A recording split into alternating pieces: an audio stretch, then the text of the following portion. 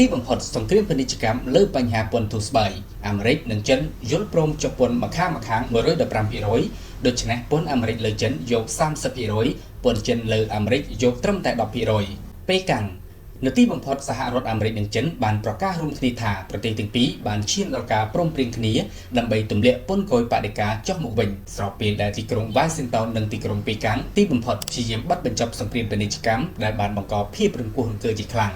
ចំពោះសេដ្ឋកិច្ចពិភពលោកនិងទីផ្សារហិរញ្ញវត្ថុអន្តរជាតិនេះបើយោងតាមការចេញផ្សាយរបស់ទីភ្នាក់ងារសារព័ត៌មាន Reuters រដ្ឋមន្ត្រីហិរញ្ញវត្ថុអាមេរិកលោក Scott Bessent បានថ្លែងនៅក្នុងសន្និសីទសារព័ត៌មានថាអាមេរិកនិងចិនបានឈានដល់កិច្ចព្រមព្រៀងអាចចំណាត់ការពន្ធបដិការរយៈពេល90ថ្ងៃហើយពន្ធនេះនឹងត្រូវទម្លាក់ចុះម្ខាងក្នុងអត្រា115%កន្លងមកអំឡុងនៃការកើនឡើងកម្ដៅនៃចំនួនពាណិជ្ជកម្មអាមេរិកបានដំឡើងពន្ធបដិការសរុបដល់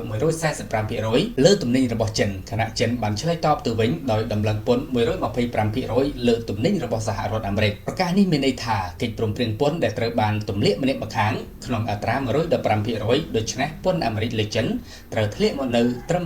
30%ខណៈពន្ធចិនលើអាមេរិកធ្លាក់មកនៅត្រឹម10%គូបញ្ជាក់ថាសេចក្តីប្រកាសខាងលើកើតមានឡើងក្រោយជំនួបចរចាលើកដំបូងបំផុតស្តីពីសង្គ្រាមពាណិជ្ជកម្មរវាងសហរដ្ឋអាមេរិកនិងចិនដែលបានប្រព្រឹត្តនៅទីក្រុងហ្សឺណែវនៃប្រទេសស្វីសនិងបញ្ចប់នៅជាមួយលទ្ធផលវិជ្ជមានកាលពីចុងសប្តាហ៍មុន